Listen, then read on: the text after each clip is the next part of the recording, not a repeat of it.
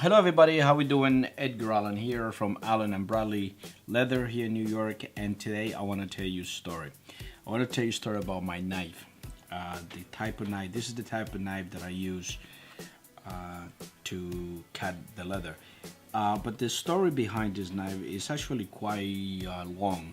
Um, as you know, the first thing I ever learned how to do as a profession actually was leather work.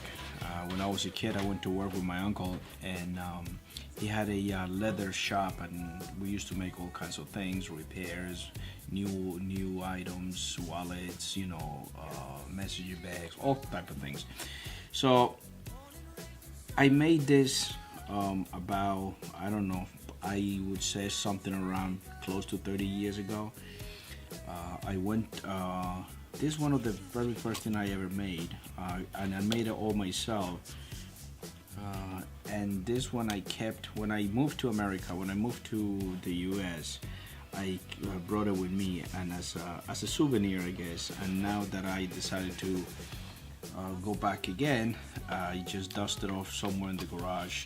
And here is actually the original knife. This is the knife that I do use the daily basis. And this knife, there's many types of knives out there to cut leather, and you can get some fancy ones and so on. But these knives, I made it myself, and let me explain. Let me put this here on the side. This is just a regular metal saw that you can get at the store. But what I'll do is I break them off in half, and I grind them down to 45 degrees in the grinder machine. And then after that, I used my regular sharpening stone, one like this, just to keep it sharp, keep it sharpened. There is some of these knives, as you can see it, they have a screw here in the middle, so you can actually just screw it tight. I don't use that. I have learned through the years to keep it loose like this. Just like this is fine. So what you do is you learn how to maneuver. You put your middle finger right over here, and that's how you cut. So you basically are cutting like this, and then you learn. It's easy to do. I'll keep it sharp with this stone here. This is the smooth side. All right. This is the rough side here. But once you're good with it, you just do the smooth side. All right, to keep it nice and pointy. Right over here. Let me put this away here. So this is the one that I made so many years ago. So this is the knives. As you can see, this knife is gonna last a very long time. It really will. Maybe probably even a couple of years, I would say. Then when you finish with this, or this one breaks off, then you move on to the next one. As you can see, let me take this one out here, and you can see here, you're just gonna need to just finish it up in the grinder a little bit, make it pointier, and then you'll be fine.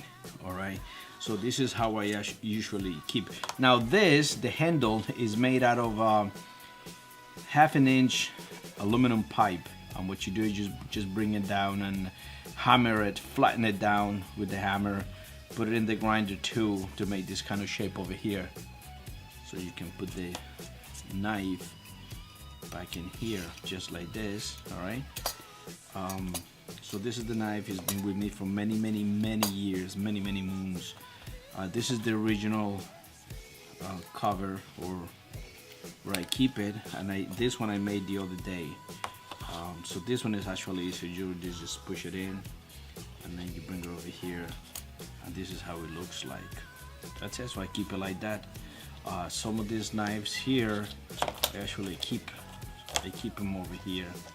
I just put them like that right over here. Hold this, right? So that's fine. And then this one is the one that I use.